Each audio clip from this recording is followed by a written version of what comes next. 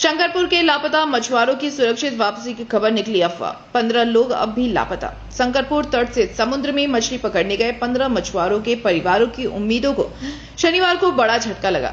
सुबह जिन खबरों ने परिजनों के चेहरे पर मुस्कान लौटा दी थी, वही खबर शाम तक पूरी तरह अफवाह साबित हुई। जय मां काली ट्रॉलर और उसमें सवार सभी मछुआरों के सुरक्षित मिलने की सूचना गलत निकलने के बाद पूरे तटीय इलाके में एक बार फिर चिंता और मायूसी का माहौल छा गया। जानकारी के अनुसार 2 जुलाई को शंकरपुर बंदरगाह से जय मां काली नामक ट्रॉलर समुद्र में मछली पकड़ने के लिए रवाना हुआ था।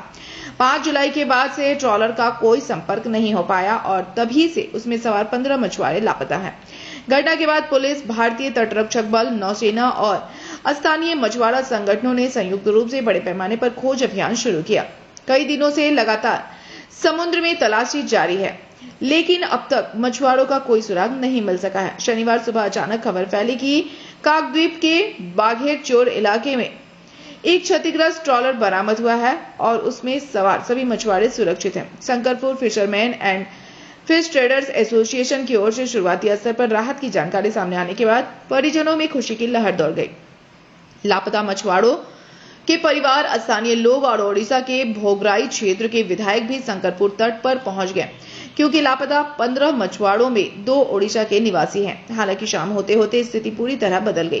काकद्वीप से मिली आधिकारिक जानकारी में स्पष्ट किया गया कि बरामद ट्रॉलर जय मां काली नहीं था और लापता मछुआरों का अब तक कोई पता नहीं चला है। इसके बाद परिजनों की उम्मीदें एक बार फिर टूट गई और तट पर मातम जैसा माहौल बन गया। उधर ट्रॉलर के मालिक और परिजन लगातार नामखाना तथा काकद्वीप के में जानकारी जुटाने के लिए भटक रहे हैं। समय बीतने के साथ उनकी चिंता और बढ़ती जा रही है। प्रशासन का कहना है कि पुलिस, तटरक्षक बल, नौसेना और अन्य एजेंसियां संयुक्त रूप से समुद्र में लगातार खोज अभियान चला रही हैं। फिलहाल सभी की नजर बचाव अभियान पर टिकी है और परिवार अपने प्रियजनों की सुरक्षित वापसी की उम्मीद लगाए हुए हैं।